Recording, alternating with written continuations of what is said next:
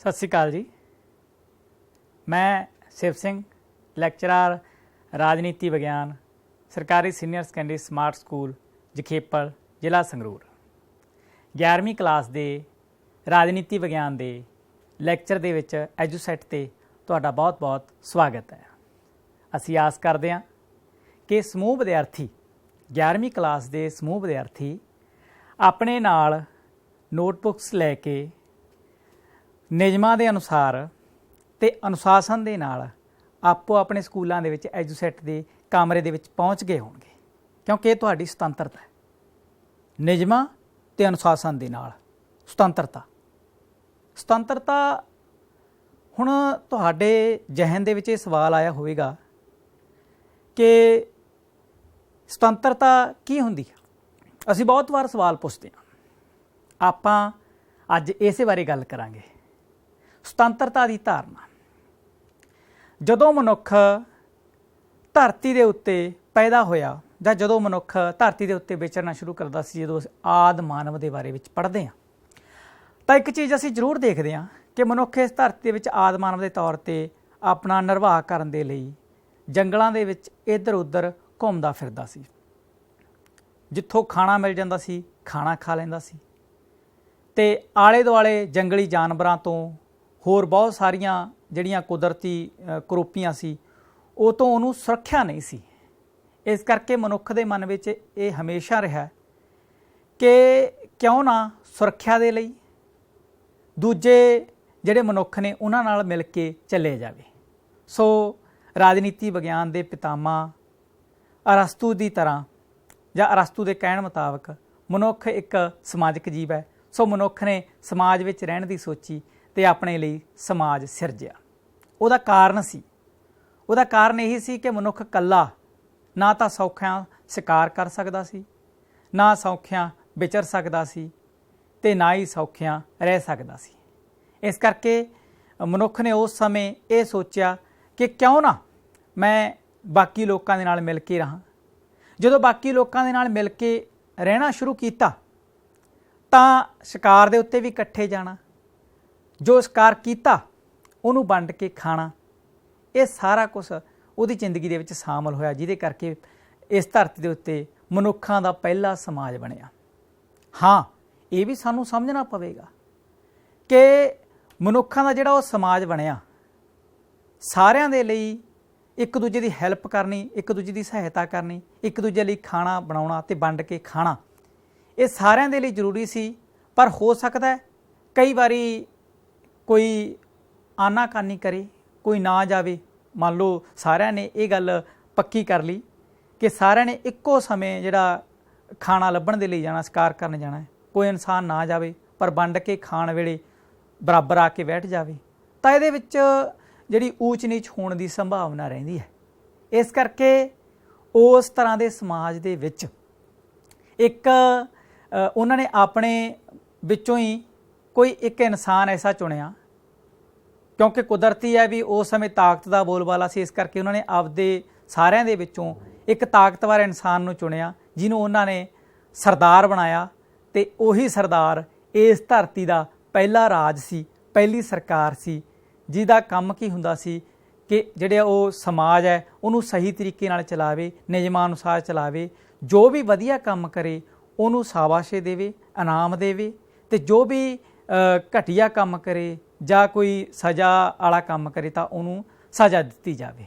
सो इस करके जदों भी असी समाज की गल करते हैं, जदों भी असी कानूनों की गल करते हैं, जदों भी असी राज की गल करते हैं, तो साडे जहन दे विच, साडे दिमाग दे विच हमेशा एक गल रहिंदी है कि मनुख उस सिस्टम दे विच किन्ना कुछ सुतंत्र है। भाव असी ने नियम बना ले, संविधान लिख ले, कानून बना ले, पर असी सब तो वड्डी गल उहदे विच ये है भी ये सारा कुछ असी ने कीता किहदे लई है। ये असी ने कीता एक मनुख दे लई, मनुख की सुतंत्रता दे लई। मनुख की सुतंत्रता का मतलब है भी मनुख आपदी इच्छा के अनुसार विचर सके, आपदी इच्छा के अनुसार पहन सके, बोल सके, जो भी उहदे मन दे विच आउंदा, जिन्नी उहदी समर्था वो काम है वो कर सके। पर जदों असी एक समाज दे विच रहने आ, जदों असी बहुतियां दे नाल मिल के एक इकट्ठ दे विच रहने आ, ਤਾਂ ਅਸੀਂ ਹਰ ਇੱਕ ਉਹ ਕੰਮ ਨਹੀਂ ਕਰ ਸਕਦੇ ਜੋ ਹਰ ਇੱਕ ਕੰਮ ਸਾਡੇ ਮਨ ਦੇ ਵਿੱਚ ਸਾਡੀ ਇੱਛਾ ਅਨੁਸਾਰ ਹੈ। ਕਿਉਂਕਿ ਕੋਈ ਵੀ ਕੰਮ ਹੈ, ਕੋਈ ਵੀ ਚੀਜ਼ ਹੈ, ਜਦੋਂ ਅਸੀਂ ਸਮਾਜ ਦੇ ਵਿੱਚ ਰਹਿ ਕੇ ਕਰਦੇ ਹਾਂ, ਸਾਨੂੰ ਸਮਾਜ ਦੀਆਂ ਭਾਵਨਾਵਾਂ, ਸਾਨੂੰ ਸਮਾਜ ਦੇ ਬਾਕੀ ਲੋਕਾਂ ਦਾ ਖਿਆਲ ਰੱਖਣਾ ਪੈਂਦਾ। ਇਸ ਕਰਕੇ ਇਹਨਾਂ ਸਾਰੇ ਜਿਹੜੀ ਖਿਆਲ ਰੱਖਣ ਦੀ ਅਸੀਂ ਗੱਲ ਕਰ ਰਹੇ ਹਾਂ, ਰਲ ਮਿਲ ਕੇ ਜਿਹੜਾ ਵੀ ਇਹ ਸਮਾਜ ਆ, ਜਿਹੜਾ ਵੀ ਇਹ ਸਿਸਟਮ ਬਣਿਆ ਹੁੰਦਾ ਹੈ, ਉਸੇ ਕਰਕੇ ਕਾਨੂੰਨ ਬਣਾਏ ਜਾਂਦੇ ਨੇ ਅਤੇ ਉਹਨਾਂ ਕਾਨੂੰਨਾਂ ਦੇ ਵਿੱਚੋਂ ਹੀ ਕੁਝ ਕੁ ਧਾਰਨਾਵਾਂ ਨਿਕਲਦੀਆਂ ਨੇ, ਜਿਹਦੇ ਵਿੱਚੋਂ ਇੱਕ ਧਾਰਨਾ ਨਿਕਲੀ ਆ ਸੁਤੰਤਰਤਾ ਦੀ। ਆਓ ਪਿਆਰੇ ਬੱਚਿਓ, ਆਪਾਂ ਸੁਤੰਤਰਤਾ ਦੇ ਸਭ ਤੋਂ ਪਹਿਲਾਂ ਸ਼ਬਦਿਕ ਅਰਥ ਬਾਰੇ ਜਾਣਕਾਰੀ ਲੈਂਦੇ ਹਾਂ। ਸੁਤੰਤਰਤਾ ਜਿਹੜਾ ਸ਼ਬਦ ਹੈ, ਇਹ ਅੰਗਰੇਜ਼ੀ ਭਾਸ਼ਾ ਦੇ ਸ਼ਬਦ ਲਿਬਰਟੀ ਤੋਂ ਬਣਿਆ। ਤੁਸੀਂ ਅਮਰੀਕਾ ਦੇ ਵਿੱਚ ਸਟੈਚੂ ਆਫ ਲਿਬਰਟੀ ਬਾਰੇ ਸੁਣਿਆ ਹੋਵੇਗਾ, ਜਿਹਦੇ ਵਿੱਚ ਇੱਕ ਪੁਤਲਾ ਜਿਹੜਾ ਵੱਡਾ ਸਮੁੰਦਰ ਦੇ ਵਿੱਚ ਬਣਿਆ ਹੋਇਆ ਲਿਬਰਟੀ ਦਾ, ਆਜ਼ਾਦੀ ਦਾ, ਸੁਤੰਤਰਤਾ ਦਾ, ਉਹ ਵੀ ਇੱਕ ਆਪਾਂ ਨੂੰ ਸਿੰਬਲ ਦਿੱਤਾ ਹੋਇਆ ਹੈਗਾ ਆਜ਼ਾਦੀ ਦਾ, ਕਿ ਅਮਰੀਕਾ ਜਿਹੜਾ ਉਹ ਆਜ਼ਾਦੀ ਦਾ ਪੱਖੀ ਦੇਸ਼ ਆ ਅਤੇ ਮਨੁੱਖ ਦੀ ਆਜ਼ਾਦੀ ਦੇ ਲਈ, ਮਨੁੱਖ ਦੀ ਸੁਤੰਤਰਤਾ ਦੇ ਲਈ ਹਮੇਸ਼ਾ ਜਿਹੜਾ ਉਹ ਤਤਪਰ ਰਹਿੰਦਾ ਹੈ।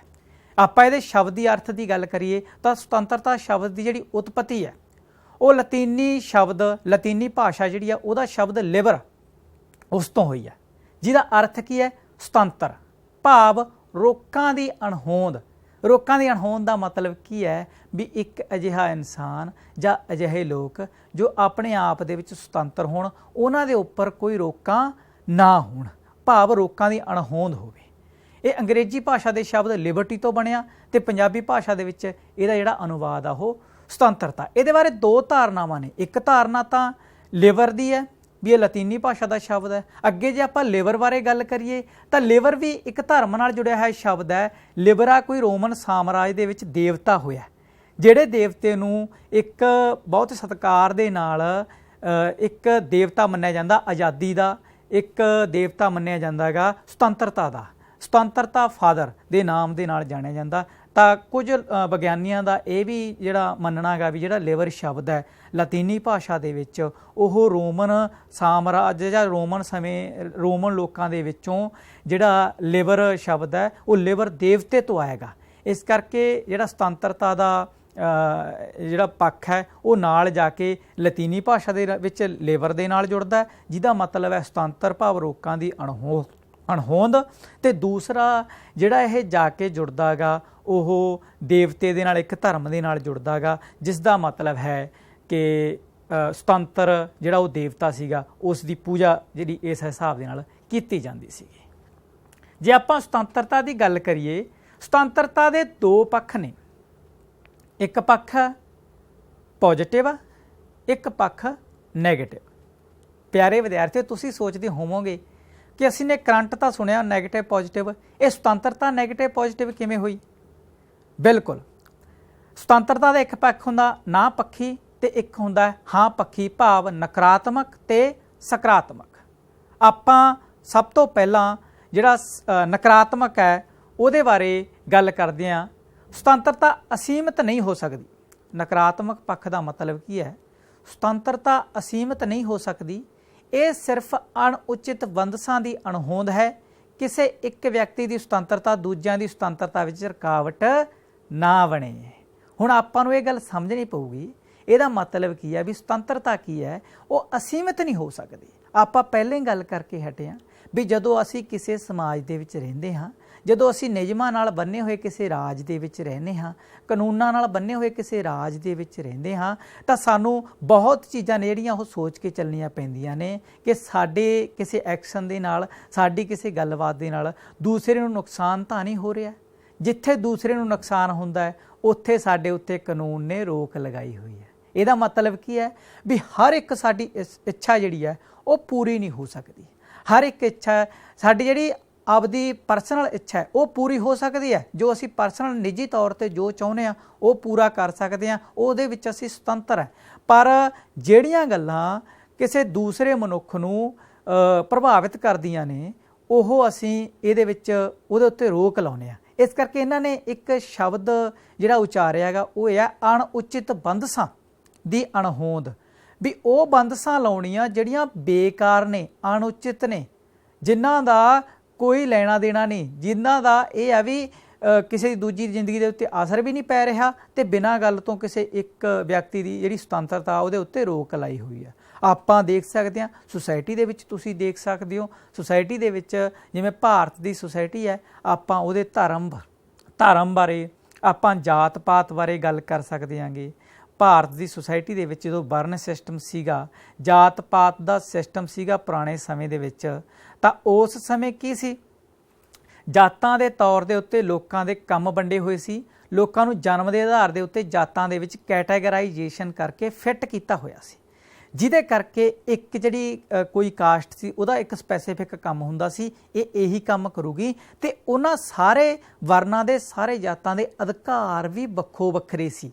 ਅਧਿਕਾਰ, ਉਹਨਾਂ ਦੀਆਂ ਸੁਤੰਤਰਤਾਵਾਂ ਵੀ ਵੱਖੋ ਵੱਖਰੀਆਂ ਸੀ, ਉਹਨਾਂ ਦੇ ਇੱਕ ਦੂਜੇ ਨਾਲ ਬਰਾਬਰਤਾ ਨਹੀਂ ਸੀ। ਹਾਲਾਂਕਿ ਜਿਹੜਾ ਧਾਰਨਾ ਗੀ ਉਹ ਬਰਾਬਰਤਾ ਦੇ ਨਾਲ ਭਾਵ ਇਕੁਐਲਿਟੀ ਦੇ ਨਾਲ ਜਾ ਕੇ ਜੁੜਦੀ ਹੈ, ਪਰੰਤੂ ਇਕੁਐਲਿਟੀ ਦੇ ਨਾਲ ਨਾਲ ਇਹ ਧਾਰਨਾ ਸੁਤੰਤਰਤਾ ਦੀ ਵੀ ਹੈ, ਕਿਉਂਕਿ ਉਹ ਕੁਝ ਮਨੁੱਖਾਂ ਕੋਲੇ ਬਹੁਤ ਜ਼ਿਆਦਾ ਸੁਤੰਤਰਤਾ ਸੀ, ਕੁਝ ਮਨੁੱਖਾਂ ਕੋਲੇ ਸੁਤੰਤਰਤਾ ਨਹੀਂ ਸੀ। ਜਿਵੇਂ ਆਪਾਂ ਵਰਨਾਂ ਦੀ ਗੱਲ ਕਰ ਸਕਦੇ ਹਾਂ, ਇਸੇ ਕਰਕੇ ਜਿਵੇਂ ਭਾਰਤ ਦੇ ਵਿੱਚ ਪੁਰਾਣੇ ਸਮੇਂ ਦੇ ਵਿੱਚ ਔਰਤ ਜਿਹੜਾ ਪਿੱਛੇ ਰਹਿਣਾ, ਉਹਦਾ ਇੱਕ ਵੱਡਾ ਕਾਰਨ ਹੈ ਕਿ ਔਰਤ ਦੇ ਉੱਤੇ ਪਾਬੰਦੀਆਂ ਲਾਈਆਂ ਗਈਆਂ, ਉਹਨਾਂ ਦੀ ਪੜ੍ਹਾਈ ਦੇ ਉੱਤੇ ਪਾਬੰਦੀਆਂ ਲਾਈਆਂ ਗਈਆਂ, ਹੋਰ ਬਹੁਤ ਸਾਰੇ ਐਸੀਆਂ ਜਿਹੜੀਆਂ ਪ੍ਰਥਾਵਾਂ ਭਾਰਤ ਦੇ ਵਿੱਚ ਚੱਲੀਆਂ, ਜਿਹਦੇ ਵਿੱਚ ਇੱਕ ਆਮ ਨਿੱਜੀ ਤੌਰ 'ਤੇ ਵਿਚਰਨ ਦੇ ਉੱਤੇ ਹੀ ਪਾਬੰਦੀਆਂ ਲਾਈਆਂ ਗਈਆਂ। ਇਸਲਾਮਿਕ ਦੇਸ਼ਾਂ ਦੇ ਵਿੱਚ ਤੁਸੀਂ ਦੇਖ ਸਕਦੇ ਹੋ, ਉੱਥੇ ਕੱਪੜੇ ਪਹਿਨਣ ਦੇ ਉੱਤੇ ਪਾਬੰਦੀਆਂ ਲਾਈਆਂ ਜਾਂਦੀਆਂ ਨੇ, ਕਿਉਂਕਿ ਇਹ ਤਾਂ ਤਕਰੀਬਨ ਪੂਰੀ ਦੀ ਪੂਰੀ ਇੱਕ ਨਿੱਜੀ ਜਿਹੜੀ ਸੁਤੰਤਰਤਾ ਹੈਗੀ।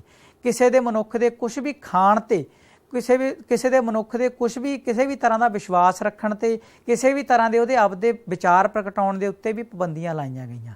ਅਸੀਂ ਇਤਿਹਾਸ ਦੇ ਵਿੱਚ ਇਹ ਸਾਰਾ ਕੁਛ ਪੜ੍ਹਿਆ, ਇਸੇ ਕਰਕੇ ਸਾਨੂੰ ਇਹਨਾਂ ਨੇ ਨਕਾਰਾਤਮਕ ਪੱਖ ਆ ਜਿਹੜਾ ਉਹ ਸਾਡੇ ਸਾਹਮਣੇ ਉਜਾਗਰ ਕੀਤਾ ਹੈ ਵੀ ਜਿਹੜੀ ਸੁਤੰਤਰਤਾ ਗਈ ਉਹ ਅਸੀਮਿਤ ਨਹੀਂ ਹੋ ਸਕਦੀ, ਅਸੀਮਿਤ ਨਹੀਂ ਹੋ ਸਕਦੀ।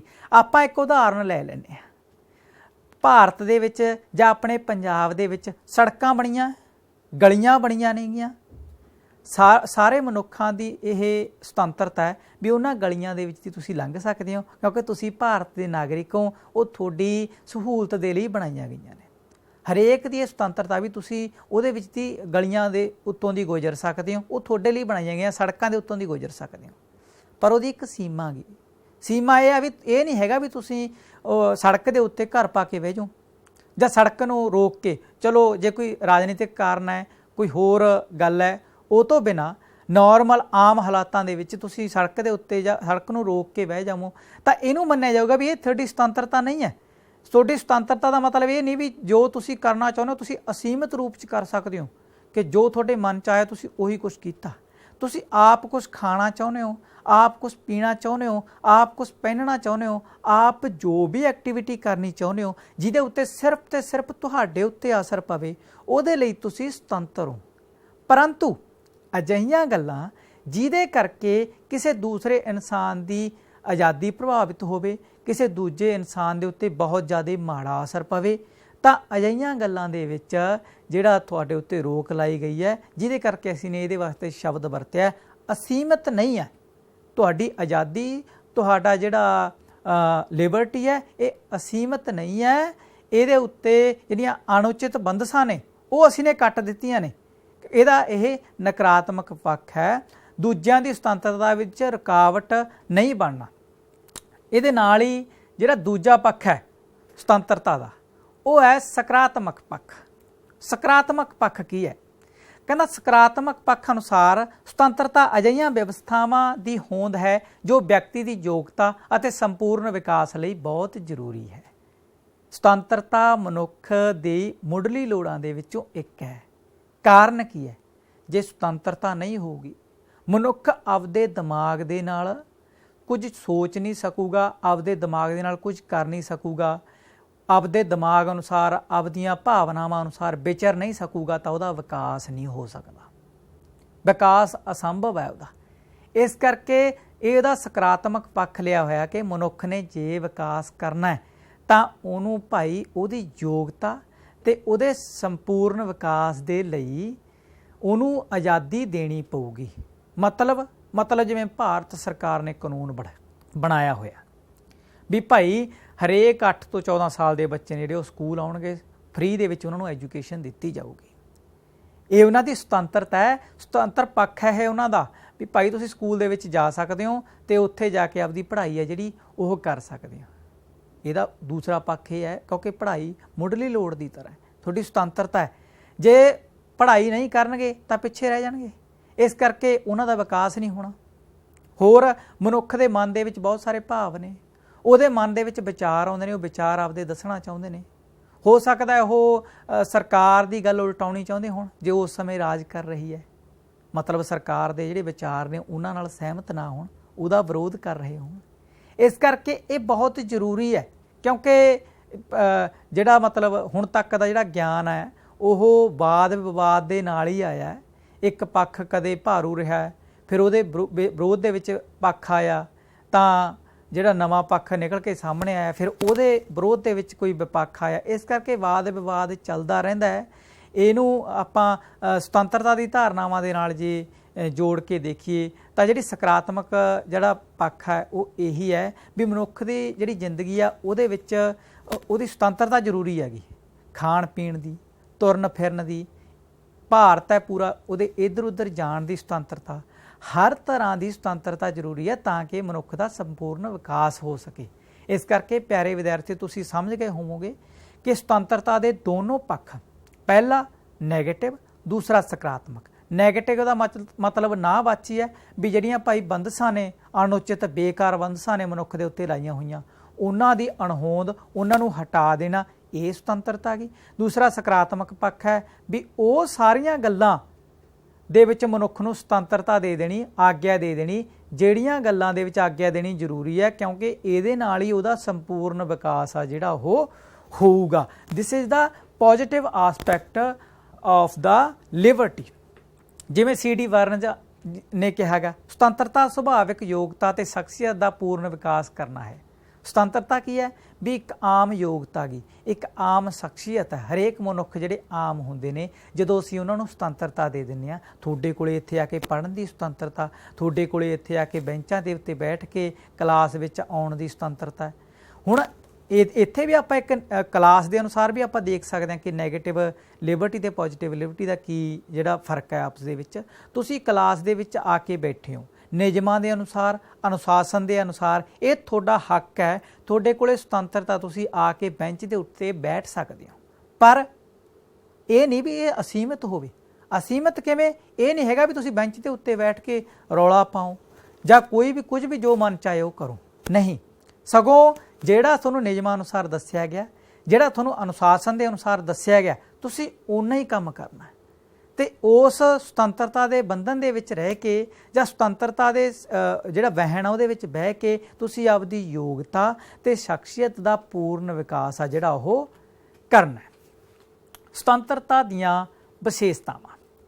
ਪਿਆਰੇ ਵਿਦਿਆਰਥੀਓ, ਸੁਤੰਤਰਤਾ ਦੀਆਂ ਵਿਸ਼ੇਸ਼ਤਾਵਾਂ ਹੁੰਦੀਆਂ ਨੇ ਕਿ ਆਪਾਂ ਕਿਵੇਂ ਪਤਾ ਕਰਾਂਗੇ ਵੀ ਆਹ ਸੁਤੰਤਰਤਾ ਹੈ। ਕਿਉਂਕਿ ਮੈਂ ਦੇਖਿਆ ਜਿਹੜੀਆਂ ਗੁਲਾਮ ਕੌਮਾਂ ਹੁੰਦੀਆਂ ਨੇ ਜਾਂ ਜਿਹੜੇ ਗੁਲਾਮ ਲੋਕ ਹੁੰਦੇ ਨੇ, ਕਈ ਵਾਰੀ ਉਹਨਾਂ ਨੂੰ ਇਹ ਗੱਲ ਹੀ ਨਹੀਂ ਕਲੀਅਰ ਹੁੰਦੀ ਵੀ ਸੁਤੰਤਰਤਾ ਚੀਜ਼ ਕੀ ਹੁੰਦੀ ਹੈ ਜਾਂ ਬਰਾਬਰਤਾ ਚੀਜ਼ ਕੀ ਹੁੰਦੀ ਹੈ। ਉਹਨਾਂ ਨੂੰ ਦਬਾਇਆ ਇੰਨਾ ਗਿਆ ਹੁੰਦਾ, ਉਹਨਾਂ ਦੇ ਦਿਮਾਗ ਦੇ ਉੱਤੇ ਗੱਲਾਂ ਹੀ ਇਸ ਹਿਸਾਬ ਦੇ ਨਾਲ ਚਾੜੀਆਂ ਗਈਆਂ ਹੁੰਦੀਆਂ ਨੇ ਧਰਮ ਰਾਹੀਂ, ਆਮ ਸਮਾਜਿਕ ਚੀਜ਼ਾਂ ਦੇ ਰਾਹੀਂ, ਵੀ ਉਹਨਾਂ ਨੂੰ ਇਹਨਾਂ ਸਭ ਗੱਲਾਂ ਦੇ ਮੀਨਿੰਗ ਹੀ ਨਹੀਂ ਪਤਾ ਹੁੰਦੇ ਜਾਂ ਇਹਨਾਂ ਸਾਰੀਆਂ ਗੱਲਾਂ ਦੀ ਆਤਮਾ ਉਹਨਾਂ ਤੱਕ ਪਹੁੰਚ ਹੀ ਨਹੀਂ ਸਕਦੀ। ਸੁਤੰਤਰਤਾ ਦੀਆਂ ਵਿਸ਼ੇਸ਼ਤਾਵਾਂ ਦੇ ਵਿੱਚ ਜਿਵੇਂ ਪਹਿਲਾ ਹੈ, ਸੁਤੰਤਰਤਾ ਕਦੇ ਵੀ ਨਿਰਕੁੰਸ ਅਤੇ ਅਸੀਮਿਤ ਨਹੀਂ ਹੋ ਸਕਦੀ। ਸਭ ਤੋਂ ਪਹਿਲਾ ਸੂਤਰ ਹੈ ਇਹਦੇ ਲਈ ਵੀ ਜਿਹੜੀ ਸੁਤੰਤਰਤਾ ਆਪਾਂ ਪਹਿਲਾਂ ਵੀ ਗੱਲ ਕਰਕੇ ਹਟੇ ਹਾਂ ਵੀ ਇਹ ਕਦੇ ਵੀ ਨਿਰਕੁੰਸ ਅਤੇ ਅਸੀਮਿਤ ਨਹੀਂ ਹੋ ਸਕਦੀ। ਅਸੀਮਿਤ ਮਤਲਬ ਇਹਦੇ ਉੱਤੇ ਕੋਈ ਰੋਕ ਟੋਕ ਨਾ ਹੋਵੇ, ਜੋ ਮਨ ਚਾਹਿਆ ਕਰੋ, ਇਹ ਨਹੀਂ ਹੋ ਸਕਦਾ।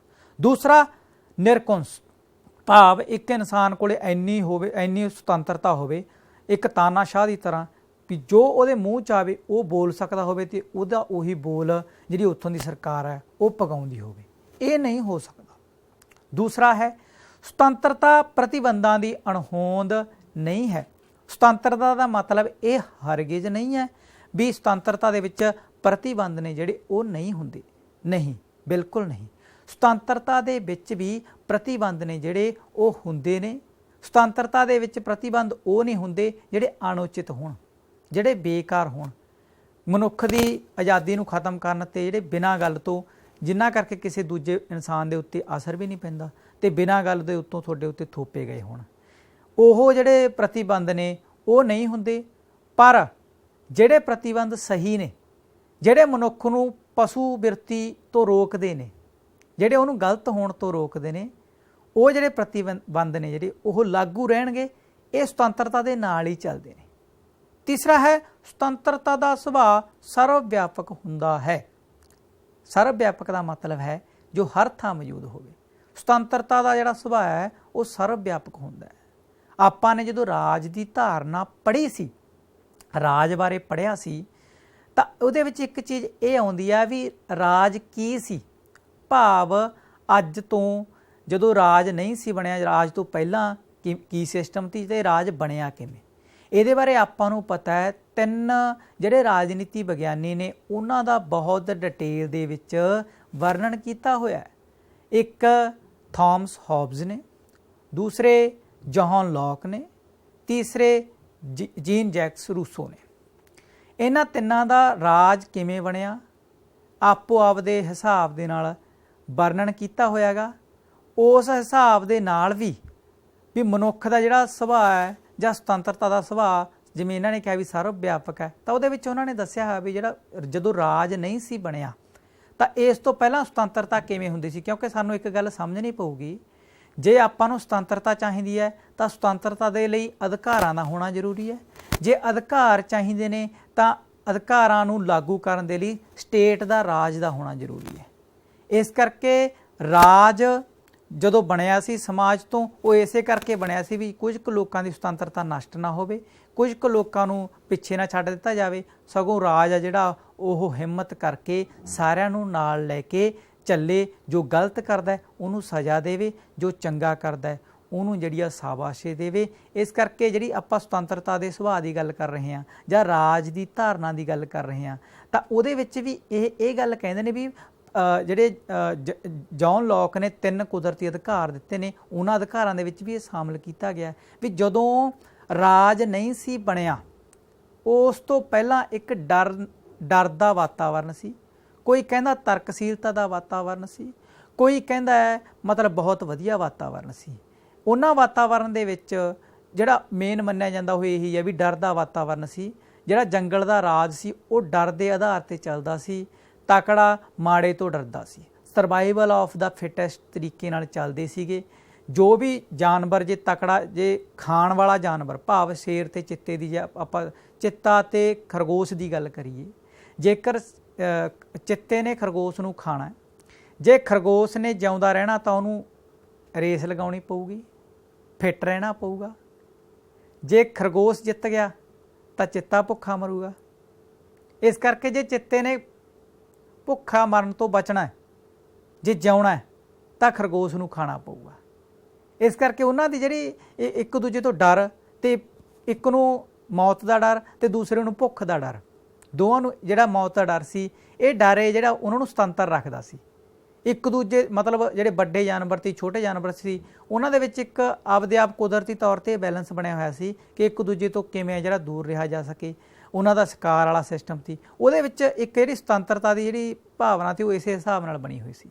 ਪਰ ਜਦੋਂ ਮਨੁੱਖ ਸਮਾਜ ਦੇ ਵਿੱਚ ਰਹਿਣ ਲੱਗਿਆ, ਜਦੋਂ ਮਨੁੱਖ ਇਕੱਠੇ ਰਹਿਣ ਲੱਗੇ, ਤਾਂ ਉਸ ਸਮੇਂ ਜਿਹੜੀ ਸੁਤੰਤਰਤਾ ਦੀ ਧਾਰਨਾ ਹੈਗੀ ਉਹ ਇਸ ਰੂਪ ਦੇ ਵਿੱਚ ਆਈ ਵੀ ਇੱਕ ਸੰਸਥਾ ਹੋਊਗੀ, ਜਿਹੜੀ ਸੰਸਥਾ ਜਿਹੜੇ ਸੁਤੰਤਰਤਾ ਦੇ ਸੂਤਰ ਨੇ ਉਹਨਾਂ ਅਨੁਸਾਰ ਹਰੇਕ ਮਨੁੱਖ ਦੀ ਸੁਤੰਤਰਤਾ ਦਾ ਖਿਆਲ ਰੱਖੂਗੀ। ਪਰ ਸਾਡੇ ਸਾਹਮਣੇ ਰਾਜ ਬਣਨ ਤੋਂ ਬਾਅਦ ਵੱਡਾ ਸਵਾਲ ਇਹ ਪੈਦਾ ਹੋ ਜਾਂਦਾ ਹੈ, ਕਿਉਂਕਿ ਸਾਨੂੰ ਪਤਾ ਹੈ ਜਦੋਂ ਅਸੀਂ ਸਮਾਜ ਦੇ ਵਿੱਚ ਰਹਿੰਦੇ ਹਾਂ, ਰਾਜ ਦੇ ਨਾਲ ਨਾਲ ਸਮਾਜ ਦੇ ਵਿੱਚ ਬਹੁਤ ਸਾਰੀਆਂ ਹੋਰ ਧਾਰਨਾਵਾਂ ਵੀ ਹੁੰਦੀਆਂ ਨੇ। ਪਹਿਲਾਂ ਆਪਾਂ ਜਾਤ ਪਾਤ ਦੀ ਗੱਲ ਕਰਕੇ ਹਟਿਆ, ਪਹਿਲਾਂ ਆਪਾਂ ਧਰਮ ਦੀ ਗੱਲ ਵੀ ਕਰਕੇ ਹਟਿਆਂਗੇ। ਧਰਮ, ਜਾਤ ਪਾਤ ਜਾਂ ਇਹਨਾਂ ਸਭ ਕਾਸੇ ਦੇ ਵਿੱਚ ਜਿਹੜੀ ਮਤਲਬ ਮਨੁੱਖ ਹੈ, ਜਿਹੜਾ ਆਮ ਮਨੁੱਖ ਹੈ, ਜਿਵੇਂ ਆਪਾਂ ਲਿਬਰਟੀ ਦੀ ਗੱਲ ਕਰਦੇ ਹਾਂ, ਲਿਬਰਲਿਜ਼ਮ ਦੀ ਇਹਦੇ ਵਿੱਚੋਂ ਬਹੁਤ ਵੱਡੀ ਵਿਚਾਰਧਾਰਾ ਪੈਦਾ ਹੋਈ ਲਿਬਰਲਿਜ਼ਮ, ਉਸੇ ਦੀ ਆਪਾਂ ਜੇ ਗੱਲ ਕਰ ਲਈਏ ਤਾਂ ਲਿਬਰਲਿਜ਼ਮ ਕਿੱਥੋਂ ਪੈਦਾ ਹੋਇਆ। ਕਹਿੰਦੇ ਪੁਰਾਣੇ ਸਮਿਆਂ ਦੇ ਵਿੱਚ ਜਿਹੜੇ ਧਰਮ ਤੇ ਰਾਜਿਆਂ ਨੇ ਮਨੁੱਖਾਂ ਦੀ ਆਮ ਜ਼ਿੰਦਗੀ ਜਿਹੜੀ ਉਹ ਇੰਨੀ ਦੁੱਭਰ ਕਰ ਦਿੱਤੀ ਜਿਉਣ ਦੇ ਲਈ। ਉਹਨਾਂ ਉੱਤੇ ਇੰਨੇ ਪ੍ਰਤੀਬੰਧ ਲਵਾਏ, ਇੰਨੇ ਕਾਨੂੰਨ ਲਾਗੂ ਕੀਤੇ, ਇੰਨੇ ਟੈਕਸ ਲਾਏ ਗਏ ਕਿ ਜਿਹੜੇ ਰਾਜੇ ਸੀ ਉਹਨਾਂ ਜਿਹੜੇ ਆਮ ਮਨੁੱਖ ਸੀ ਉਹਨਾਂ ਦਾ ਰਹਿਣਾ ਹੀ ਔਖਾ ਹੋ ਗਿਆ, ਤੇ ਰਹਿੰਦੀ ਖੂੰਹਦੀ ਜਿਹੜੀ ਅਸਰ ਸੀ ਉਹ ਕਹਿੰਦੇ ਉਸ ਸਮੇਂ ਦੇ ਧਰਮ ਨੇ ਪੂਰੀ ਕਰਤੀ। ਵੀ ਧਰਮ ਨੇ ਇਸ ਤੋਂ ਬਾਅਦ ਸਮਾਜਿਕ ਤੌਰ ਤੇ ਇੰਨੇ ਪ੍ਰਤੀਬੰਧ ਲਾਏ ਵੀ ਆਮ ਮਨੁੱਖ ਨੂੰ ਜਿਹੜੀ ਜ਼ਿੰਦਗੀ ਜਿਉਣੀ ਔਖੀ ਹੋ ਗਈ। ਉਹਨੇ ਖਾਣਾ ਕੀ ਹੈ, ਪਹਿਨਣਾ ਕੀ ਹੈ, ਕਿੱਥੇ ਜਾਣਾ ਕਿੱਥੇ ਨਹੀਂ ਜਾਣਾ, ਵਿਆਹ ਕਿਹਦੇ ਨਾਲ ਕਰਾਉਣਾ, ਕਿਹਦੇ ਨਾਲ ਰਹਿਣਾ ਕਿਹਦੇ ਨਾਲ ਨਹੀਂ ਰਹਿਣਾ, ਇਹ ਸਾਰਾ ਕੁਝ ਮਨੁੱਖ ਦੀ ਜਿਹੜੀ ਆਮ ਸੁਤੰਤਰਤਾ ਸੀ ਉਹਨੂੰ ਨਸ਼ਟ ਕਰ ਦਿੱਤਾ ਗਿਆ ਬਿਲਕੁਲ। ਧਰਮ ਨੇ, ਸਮਾਜਿਕ ਚੌਗਿਰਦੇ ਨੇ, ਜਿਵੇਂ ਜਾਤ ਪਾਤ ਨੇ ਜਾਂ ਉਸ ਸਮੇਂ ਦੇ ਧਰਮ ਨੇ, ਠੀਕ ਹੈ, ਜਾਤ ਪਾਤ ਨੇ ਹੋ ਗਿਆ, ਤਾਂ ਇਹ ਸਭ ਚੀਜ਼ਾਂ ਦੇ ਖਿਲਾਫ ਜਿਹੜੀ ਮਨੁੱਖ ਦੀ ਇੱਕ ਜਦੋਜਹਿਦ ਖੜੀ ਹੋਈ, ਜਿਹਦੇ ਵਿੱਚੋਂ ਲਿਬਰਲਿਜ਼ਮ ਨਿਕਲਿਆ। ਸੁਤੰਤਰਤਾ ਦੀ ਜਿਹੜੀ ਗੱਲ ਉੱਠੀ ਕਿ ਮਨੁੱਖ ਆ ਜਿਹੜੀਆਂ ਨਿੱਜੀ ਉਹਦੀਆਂ ਗੱਲਾਂ ਨੇ, ਉਹਦੇ ਨਿੱਜੀ ਗੱਲਾਂ ਦੇ ਸੰਬੰਧ ਦੇ ਵਿੱਚ ਮਨੁੱਖ ਆਜ਼ਾਦ ਹੈ, ਸੁਤੰਤਰ ਹੈ, ਉਹਦੇ ਸੰਬੰਧੀ ਉਹ ਖੁਦ ਫੈਸਲਾ ਕਰੂਗਾ।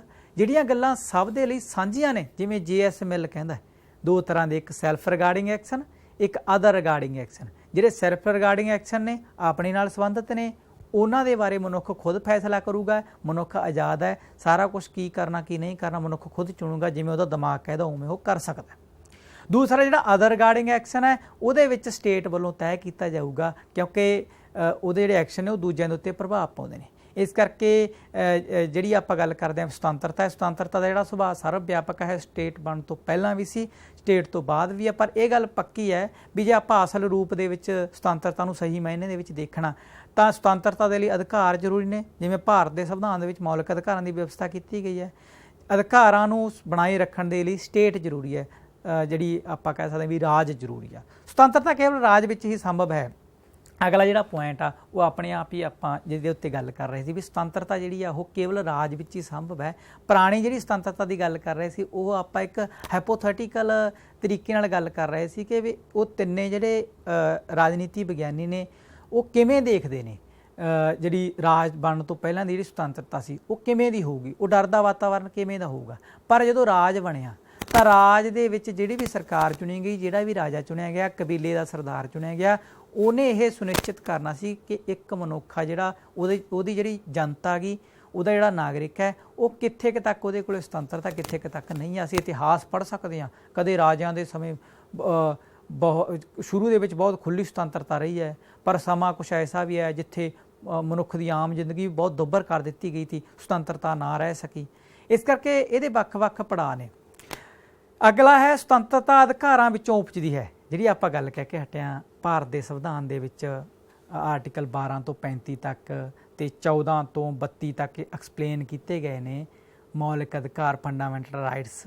ਉਹ ਕਾਹਦੇ ਸੰਬੰਧ ਦੇ ਵਿੱਚ ਨੇ ਕਿ ਮਨੁੱਖ ਆ ਜਿਹੜਾ ਉਹਦੀ ਸੁਤੰਤਰਤਾ ਹੈ ਉਹਨੂੰ ਅਸੀਂ ਸੰਵਿਧਾਨਕ ਰੂਪ ਦੇ ਵਿੱਚ ਲਾਗੂ ਕਰ ਦਈਏ ਤਾਂ ਕਿ ਉਹਦੇ ਖਿਲਾਫ ਕੋਈ ਕਾਨੂੰਨ ਨਾ ਬਣ ਸਕੇ ਤੇ ਮਨੁੱਖ ਐਕਸਟ੍ਰੀਮ ਤੌਰ ਦੇ ਉੱਤੇ ਆਜ਼ਾਦ ਰਹੇ ਉਹਨਾਂ ਗੱਲਾਂ 'ਚ ਜਿਹੜੀਆਂ ਗੱਲਾਂ ਉਹਦੇ ਖੁਦ ਦੇ ਨਾਲ ਸੰਬੰਧਿਤ ਨੇ। ਜਿਵੇਂ ਆਰਟੀਕਲ 21 ਵਾਲਾ ਨਿੱਜੀ ਜਿਹੜੀ ਸੁਤੰਤਰਤਾ ਵਾਲਾ ਹੋ ਗਿਆ, ਜਾਂ ਉਹਨੇ ਘੁੰਮਣ ਫਿਰਨਾ, ਆਰਟੀਕਲ 19 ਹੈ, ਬੇਸਿਕਲੀ ਆਰਟੀਕਲ 19 ਤੋਂ ਲੈ ਕੇ ਆਰਟੀਕਲ ਜਿਹੜਾ 22 ਆ ਉਹਦੇ ਤੱਕ ਜਿਹੜਾ ਸੁਤੰਤਰਤਾ ਦੇ ਬਾਰੇ ਦੇ ਵਿੱਚ ਭਾਰਤੀ ਸੰਵਿਧਾਨ ਦੇ ਵਿੱਚ ਦੱਸਿਆ ਗਿਆ। ਤੁਸੀਂ ਉਹ ਮੌਲਿਕ ਅਧਿਕਾਰਾਂ ਵਾਲੇ ਲੈਸਨ ਦੇ ਵਿੱਚ ਵੀ ਪੜ੍ਹਿਆ ਹੋਏਗਾ।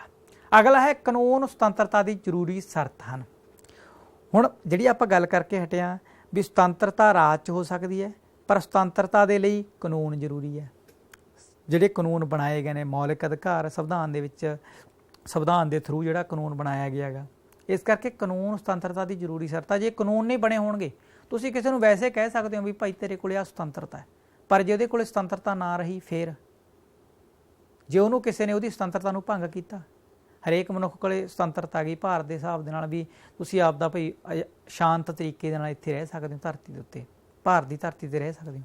ਪਰੰਤੂ ਜੇ ਉਹਨਾਂ ਨੂੰ ਕੋਈ ਡਿਸਟਰਬ ਕਰਦਾ ਹੈ, ਕੋਈ ਲੜਾਈ ਝਗੜਾ ਹੁੰਦਾ ਹੈਗਾ, ਤਾਂ ਕਾਨੂੰਨ ਬਣਾਇਆ ਗਿਆ ਜੇ ਲੜਾਈ ਝਗੜਾ ਹੁੰਦਾ, ਕਿਸੇ ਦੀ ਸੁਤੰਤਰਤਾ ਜੇ ਖਤਮ ਹੋਈ ਹੈਗੀ, ਕਿਸੇ ਨੂੰ ਕੋਈ ਨੁਕਸਾਨ ਪਹੁੰਚੇਗਾ, ਤਾਂ ਉਹਦੇ ਲਈ ਪੁਲਿਸ ਹੈ, ਰਾਜ ਦੀਆਂ ਵੱਖ-ਵੱਖ ਏਜੰਸੀਆਂ ਨੇ, ਵੱਖ-ਵੱਖ ਮਹਿਕਮੇ ਨੇ ਇਸ ਚੀਜ਼ ਨੂੰ ਕਵਰ ਕਰਨ ਦੇ ਲਈ ਕਿ ਜਿਹੜੀ ਸੁਤੰਤਰਤਾ ਉਹਦੀ ਉਹ ਚੱਲਦੀ ਰਹੇ, ਉਹਦੀ ਸੁਤੰਤਰਤਾ ਜਿਹੜੀ ਉਹ ਬਚੀ ਰਹੇ। ਜੇ ਕਿਸੇ ਨੇ ਸੁਤੰਤਰਤਾ ਤੋੜੀ ਆ ਤਾਂ ਉਹਨੂੰ ਸਜ਼ਾ ਦਿੱਤੀ ਜਾਊਗੀ। ਉਹ ਸਜ਼ਾ ਦੇਣ ਦੇ ਲਈ ਫਿਰ ਜਿਹੜੇ ਵੱਖ-ਵੱਖ ਰੂਪ ਨੇ ਜਿਹੜੀ ਸੁਤੰਤਰਤਾ ਨੂੰ ਬਣਾਈ ਰੱਖਣ ਦੇ ਲਈ ਵਿਧਾਨ ਪਾਲਿਕਾ ਇੱਕ ਪ੍ਰੋਪਰ ਕਾਨੂੰਨ ਵਿਵਸਥਾ ਬਣਾਉਂਦੀ ਹੈ, ਕਾਰਜਪਾਲਿਕਾ ਉਹਨੂੰ ਲਾਗੂ ਕਰਕੇ ਰੱਖਦੀ ਹੈ, ਤੇ ਨਿਆਂਪਾਲਿਕਾ ਜੇਕਰ ਵਿਧਾਨ ਪਾਲਿਕਾ ਜਾਂ ਕਾਰਜਪਾਲਿਕਾ ਤੋਂ ਨਹੀਂ ਹੁੰਦਾ ਤਾਂ ਉਹਦਾ ਜਿਹੜਾ ਕੇਸ ਆ ਨਿਆਂਪਾਲਿਕਾ 'ਚ ਲਾਇਆ ਜਾਂਦਾ, ਤਾਂ ਨਿਆਂਪਾਲਿਕਾ ਇਸ ਸੰਬੰਧੀ ਜਿਹੜਾ ਆਪਣਾ ਜਿਹੜਾ ਫੈਸਲਾ ਗਾ ਉਹ ਕਰਦੀ ਹੈ। ਇਸ ਕਰਕੇ ਕਾਨੂੰਨ ਆ ਜਿਹੜਾ ਸੁਤੰਤਰਤਾ ਦੀ ਉਹ ਜ਼ਰੂਰੀ ਸ਼ਰਤ ਹੈ। ਕਾਨੂੰਨ ਤੋਂ ਬਿਨਾਂ ਸੁਤੰਤਰਤਾ ਦੀ ਅਸੀਂ ਜਿਹੜੀ ਮਤਲਬ ਕਲਪਨਾ ਨਹੀਂ ਕਰ ਸਕਦੇ। ਹੁਣ ਆਪਾਂ ਦੇਖਦੇ ਹਾਂ ਵੀ ਸੁਤੰਤਰਤਾ ਦੇ ਵੱਖ-ਵੱਖ ਰੂਪ ਜਾਂ ਕਿਸਮਾਂ। ਸੁਤੰਤਰਤਾ ਦੇ ਵੱਖ-ਵੱਖ ਰੂਪ, ਜਿਵੇਂ ਇੱਕ ਕੁਦਰਤੀ ਸੁਤੰਤਰਤਾ, ਇਹ ਉਹੀ ਸੁਤੰਤਰਤਾ ਦੀ ਗੱਲ ਕਰ ਰਹੇ ਨੇ ਜਿਹੜੀ ਮੈਂ ਉਹਨਾਂ ਤਿੰਨਾਂ ਵਿਗਿਆਨੀਆਂ ਬਾਰੇ ਕਹੀ ਸੀ, ਰਾਜ ਦੇ ਹੋਂਦ ਵਿੱਚ ਆਉਣ ਤੋਂ ਪਹਿਲਾਂ ਵਾਲੀ ਜਿਹੜੀ ਸੁਤੰਤਰਤਾ ਸੀ। ਇੱਕ ਹੈ ਨੈਤਿਕ ਸੁਤੰਤਰਤਾ, ਥੋਪੇ ਗਏ ਨੈਤਿਕ ਮੁੱਲਾਂ ਤੋਂ ਸੁਤੰਤਰਤਾ। ਕਈ ਵਾਰੀ ਸਮਾਜ ਦੇ ਵਿੱਚ ਸਾਡੇ ਬਹੁਤ ਸਾਰੀਆਂ ਗੱਲਾਂ ਚੱਲ ਪੈਂਦੀਆਂ ਨੇ, ਕੁੜੀਆਂ ਨੂੰ ਸਕੂਲ ਪੜ੍ਹਨ ਨਹੀਂ ਭੇਜਣਾ ਚਾਹੀਦਾ, ਘਰੋਂ ਬਾਹਰ ਨਹੀਂ ਭੇਜਣਾ ਚਾਹੀਦਾ, ਐਵੇਂ ਦੀਆਂ ਗੱਲਾਂ। ਇੱਕ ਲਿੰਗ ਦੇ ਆਧਾਰ ਦੇ ਉੱਤੇ ਤੁਸੀਂ ਕਿਸੇ ਨੂੰ ਗੁਲਾਮ ਬਣਾ ਰਹੇ ਹੋ। ਇਸ ਕਰਕੇ ਜਾਂ ਕਿਸੇ ਸਟੇਟ ਦੇ ਵਿੱਚ ਕਹਿ ਦਿੱਤਾ ਜਾਵੇ ਭਾਈ ਤੁਸੀਂ ਆਹ ਦੇਖੋ ਨੈਤਿਕ ਤੌਰ 'ਤੇ ਆਹ ਗੱਲ ਹੈ ਅਤੇ ਇਸ ਕਰਕੇ ਤੁਸੀਂ ਆਹ ਕੰਮ ਨਹੀਂ ਕਰਨਾ। ਜੇ ਕੋਈ ਇੱਕ ਸਿਆਣਾ ਇਨਸਾਨ ਬੋਲ ਰਿਹਾ ਤਾਂ ਤੁਸੀਂ ਆਪਦੇ ਵਿਚਾਰ ਨਹੀਂ ਪੇਸ਼ ਕਰਦੇ। ਨੈਤਿਕ ਤੌਰ 'ਤੇ ਠੀਕ ਹੈ, ਪਰ ਜੇ ਆਪਾਂ ਵੈਸੇ ਦੇਖੀਏ ਇੱਕ ਮਨੁੱਖ ਦੀ ਸੁਤੰਤਰਤਾ ਦੇ ਹਿਸਾਬ ਨਾਲ ਤਾਂ ਹਰੇਕ ਮਨੁੱਖ ਦਾ ਇਹ ਮਤਲਬ ਅਧਿਕਾਰ ਹੈ ਵੀ ਉਹ ਜਿਹੜੇ ਥੋਪੇ ਗਏ ਨੈਤਿਕ ਮੁੱਲ ਨੇ ਉਹ ਥੋਪੇ ਨਾ ਜਾਣ, ਇੰਨੇ ਵੀ ਭੈੜੇ ਨਾ ਹੋਣ ਵੀ ਜਿਹੜੇ ਮਨੁੱਖ ਦੀ ਜ਼ਿੰਦਗੀ ਉਹ ਦੁੱਭਰ ਕਰ ਦੇਣ। ਜਿਵੇਂ ਆਪਾਂ ਔਰਤਾਂ ਦੀ ਗੱਲ ਕਰੀਏ ਵੀ ਲਿੰਗ ਦੇ ਆਧਾਰ ਦੇ ਉੱਤੇ ਤੁਸੀਂ ਇਹ ਨਹੀਂ ਕਹਿ ਸਕਦੇ ਕਿ ਮਨੁੱਖ ਦੇ ਜਿਹੜੇ ਆਮ ਅਧਿਕਾਰ ਨੇ ਉਹਨਾਂ ਤੋਂ ਉਹਨੂੰ ਵਾਂਝਾ ਰੱਖਿਆ ਜਾ ਸਕੇ। ਅਗਲੀ ਹੈ ਨਿੱਜੀ ਸੁਤੰਤਰਤਾ। ਵਿਅਕਤੀ ਕੀ ਖਾਂਦਾ, ਕੀ ਪੀਂਦਾ, ਕਿੱਥੇ ਜਾਣਾ, ਕਿਹਦੇ ਨਾਲ ਰਹਿਣਾ, ਕਿਹਦੇ ਨਾਲ ਨਹੀਂ ਰਹਿਣਾ, ਵਿਆਹ ਕਰਾਉਣਾ, ਕੁਛ ਵੀ ਹੈ, ਇਹ ਮਨੁੱਖ ਦੀ ਨਿੱਜੀ ਸੁਤੰਤਰਤਾ, ਉਹਦੀ ਵਿਅਕਤੀਗਤ ਸੁਤੰਤਰਤਾ ਗਈ। ਉਹਦੇ ਆਪਦੇ ਵਿਚਾਰ ਨੇ, ਧਰਮ ਕਿਹੜਾ ਅਪਣਾਉਣਾ ਗਾ, ਇਹ ਸਾਰੇ ਉਹਦੇ ਆਪਦੇ ਵਿਚਾਰ ਨੇ। ਇਸ ਕਰਕੇ ਇਸ ਮਾਮਲੇ ਦੇ ਵਿੱਚ ਸਟੇਟ ਵੀ ਉਹਦੇ ਵਿੱਚ ਕੋਈ ਭੂਮਿਕਾ ਨਹੀਂ ਨਿਭਾਏਗਾ। ਹਾਂ, ਉਹਦੀ ਜਿਹੜੀ ਸੁਤੰਤਰਤਾ ਉਹਨੂੰ ਆਜ਼ਾਦ ਰੱਖਣ ਦੇ ਲਈ ਜ਼ਰੂਰ ਮਦਦ ਕਰੇਗਾ ਕਿ ਕੋਈ ਉਹਦੀ ਸੁਤੰਤਰਤਾ ਨਾ ਤੋੜੇ। ਬਾਕੀ ਉਹਦਾ ਜਿਹੜਾ ਫੈਸਲਾ ਹੋਵੇਗਾ ਉਹ ਖੁਦ ਦਾ ਹੋਏਗਾ। ਇਸ ਮਾਮਲੇ ਦੇ ਵਿੱਚ ਉਹ ਖੁਦ ਸੁਤੰਤਰ ਹੈ। ਨਾਗਰਿਕ ਸੁਤੰਤਰਤਾ, ਇੱਕ ਸਟੇਟ ਦੇ ਵਿੱਚ ਇੱਕ ਨਾਗਰਿਕ ਹੈ, ਉਹਦੀਆਂ ਕੀ ਸੁਤੰਤਰਤਾਵਾਂ ਨੇ, ਉਹਦੇ ਕੋਲੇ ਕਿਹੜੇ-ਕਿਹੜੇ ਅਧਿਕਾਰ ਨੇ। ਧਾਰਮਿਕ ਤੌਰ 'ਤੇ ਧਰਮ ਦੇ ਆਧਾਰ ਦੇ ਉੱਤੇ ਉਹਦੇ ਕੋਲੇ ਅਧਿਕਾਰ ਆ ਵੀ ਉਹ ਕਿਸੇ ਵੀ ਧਰਮ ਨੂੰ ਅਪਣਾਵੇ, ਜੋ ਜਿਵੇਂ ਚਾਹੁੰਦਾ ਉਵੇਂ ਧਰਮ ਅਨੁਸਾਰ ਆਪਦੇ ਰਿਸ਼ਤੇ ਨਾਤੇ ਨਿਭਾਵੇ, ਕੁਛ ਵੀ ਕਰੇ, ਜਿਵੇਂ ਆਰਟੀਕਲ 25 ਤੋਂ ਲੈ ਕੇ 28 ਤੱਕ ਸਾਡੇ ਸੰਵਿਧਾਨ ਦੇ ਵਿੱਚ ਦਿੱਤਾ ਗਿਆ। ਵਿਚਾਰਾਂ ਦੀ ਸੁਤੰਤਰਤਾ, ਨਾਗਰਿਕ ਆ ਜਿਹੜਾ ਇੱਕ ਉਹ ਆਪਦੇ ਕਿਸ ਲੈਵਲ ਤੱਕ ਆਪਦੇ ਵਿਚਾਰ ਪੇਸ਼ ਕਰ ਸਕਦਾ। ਸਾਨੂੰ ਕਿਹਾ ਗਿਆ ਹੈ ਭਾਈ ਤੁਸੀਂ ਵਿਚਾਰ ਕੋਈ ਵੀ ਪੇਸ਼ ਕਰ ਸਕਦੇ ਹੋ, ਪਰ ਆਪਣੀ ਜਿਹੜੀ ਦੇਸ਼ ਹੈ ਉਹਦੇ ਵਿੱਚ ਸੰਪਰਦਾਇਕਤਾ ਜਾਂ ਦੇਸ਼ ਨੂੰ ਤੋੜਨ ਦੇ ਖਿਲਾਫ ਨਾ ਹੋਵੇ। ਕੋਈ ਵੀ ਸੰਘ ਬਣਾ ਸਕਦੇ ਹੋ, ਪਿੰਡਾਂ ਦੇ ਵਿੱਚ ਕਲੱਬ ਬਣਾਏ ਜਾਂਦੇ ਨੇ, ਸਹਿਕਾਰੀ ਸਭਾਵਾਂ ਬਣਾਈਆਂ ਜਾਂਦੀਆਂ ਨੇ, ਇਕੱਠੇ ਹੋ ਕੇ ਸਰਕਾਰ ਵੱਲੋਂ ਵੀ ਉਹਨਾਂ ਦੀ ਸਹਾਇਤਾ ਕੀਤੀ ਜਾਂਦੀ ਹੈ, ਤਾਂ ਇਹ ਕੋਈ ਗਲਤ ਗੱਲ ਨਹੀਂ ਹੈ। ਸੰਘ ਬਣਾ ਸਕਦੇ ਹੋ। ਆਰਟੀਕਲ 19 ਦੇ ਅੰਡਰ ਜਿਹੜੇ ਸਬ ਆਰਟੀਕਲ ਨੇ ਉਹਨਾਂ ਦੇ ਵਿੱਚ ਇਹ ਦਿੱਤਾ ਗਿਆ ਹੈਗਾ। ਰਾਜਨੀਤਿਕ ਸੁਤੰਤਰਤਾ, ਰਾਜਨੀਤਿਕ ਤੌਰ ਦੇ ਉੱਤੇ ਤੁਹਾਡੇ ਕੋਲ ਸੁਤੰਤਰਤਾ ਹੋਵੇ, ਤੁਸੀਂ ਵੋਟ ਦਾ ਅਧਿਕਾਰ ਰੱਖਦੇ ਹੋ ਤਾਂ ਤੁਹਾਡੇ ਕੋਲ ਰਾਜਨੀਤਿਕ ਤੌਰ 'ਤੇ ਸੁਤੰਤਰਤਾ, ਤੁਸੀਂ ਵੋਟਾਂ ਦੇ ਵਿੱਚ ਖੜੇ ਹੋ ਸਕਦੇ ਹੋ। ਲੋਕਤੰਤਰੀ ਸਿਸਟਮ ਦੇ ਵਿੱਚ ਹਰੇਕ ਨੂੰ ਭਾਗ ਲੈਣ ਦੀ ਆਜ਼ਾਦੀ ਹੈ, ਤਾਂ ਉਹ ਰਾਜਨੀਤਿਕ ਸੁਤੰਤਰਤਾ ਗਈ। ਪਰ ਇਹ ਸਾਰੀਆਂ ਸੁਤੰਤਰਤਾਵਾਂ ਅਸੀਂ ਤਾਂ ਮੁੱਖ ਰੂਪ ਦੇ ਵਿੱਚ ਕਹਿ ਰਹੇ ਹਾਂ ਕਿਉਂਕਿ ਇਹ ਪਹਿਲਾਂ ਨਹੀਂ ਸੀ। ਪੁਰਾਣੇ ਸਮੇਂ ਦੇ ਵਿੱਚ ਇਹਨਾਂ ਨੂੰ ਖਤਮ ਕੀਤਾ ਗਿਆ, ਇਸ ਕਰਕੇ ਸਾਨੂੰ ਇਹ ਡਿਟੇਲ ਦੇ ਵਿੱਚ ਕਰਨੀਆਂ ਪੈ ਗਈਆਂ। ਆਰਥਿਕ ਸੁਤੰਤਰਤਾ, ਆਰਥਿਕ ਸੁਤੰਤਰਤਾ ਮਤਲਬ ਹੈ ਵੀ ਆਰਥਿਕ ਤੌਰ ਦੇ ਉੱਤੇ ਜਿਹੜਾ ਮਨੁੱਖ ਹੈ ਉਹ ਸੁਤੰਤਰ ਹੋਵੇ। ਜਿਹੜੇ ਇਹਦੇ ਦੋ ਲਿਬਰਲਿਜ਼ਮ ਅਤੇ ਜਿਹੜਾ ਮਾਰਕਸਿਜ਼ਮ ਆ ਉਹ ਅਲੱਗ-ਅਲੱਗ ਤਰੀਕੇ ਦੇ ਨਾਲ ਇਹਦੀ ਜਿਹੜੀ ਡੈਫੀਨੇਸ਼ਨ ਦਿੰਦੇ ਨੇ। ਆਰਥਿਕ ਤੌਰ ਦੇ ਉੱਤੇ ਉਦਾਰਵਾਦੀ ਇਹ ਕਹਿੰਦੇ ਨੇ ਵੀ ਮਨੁੱਖ ਨੂੰ ਆਰਥਿਕ ਤੌਰ ਦੇ ਉੱਤੇ ਕੁਝ ਵੀ ਕਰਨ ਦੀ ਜਿਹੜੀ ਆਜ਼ਾਦੀ ਦਿੱਤੀ ਜਾਵੇ, ਉਹਦੇ ਉੱਤੇ ਕਿਸੇ ਵੀ ਤਰ੍ਹਾਂ ਦੀ ਰੋਕ ਨਾ ਲਾਈ ਜਾਵੇ। ਮਾਰਕਸਵਾਦੀ ਇਹ ਕਹਿੰਦੇ ਨੇ ਵੀ ਨਹੀਂ, ਮਨੁੱਖ ਆਰਥਿਕ ਤੌਰ ਦੇ ਉੱਤੇ ਸੁਤੰਤਰ ਹੋਵੇ, ਉਹਦੀਆਂ ਜਿਹੜੀਆਂ ਆਰਥਿਕ ਲੋੜਾਂ ਨੇ ਉਹ ਸਾਰੀਆਂ ਪੂਰੀਆਂ ਹੋਣ, ਇਸ ਕਰਕੇ ਮਨੁੱਖ ਬਾਕੀ ਦੇ ਕੰਮ ਜਿਹੜਾ ਉਹ ਬਰਾਬਰਤਾ ਦੇ ਨਾਲ ਕਰ ਸਕੇ, ਸੰਪੱਤੀ ਸਾਰੀ ਸਾਂਝੀ ਹੋਵੇ। ਧਾਰਮਿਕ ਸੁਤੰਤਰਤਾ, ਸਾਰੇ ਧਰਮ ਜਿਹੜੇ ਕੋਈ ਵੀ ਮਨੁੱਖ ਆਪਦਾ ਕੋਈ ਵੀ ਧਰਮ ਅਪਣਾ ਸਕਦਾ ਹੋਵੇ। ਰਾਸ਼ਟਰੀ ਸੁਤੰਤਰਤਾ ਮਤਲਬ ਕੋਈ ਦੇਸ਼ ਦੂਜੇ ਦੇਸ਼ ਦੇ ਉੱਤੇ ਕਬਜ਼ਾ ਨਾ ਕੀਤਾ ਹੋਵੇ, ਰਾਸ਼ਟਰ ਜਿਹੜਾ ਉਹ ਸੁਤੰਤਰ ਹੋਵੇ।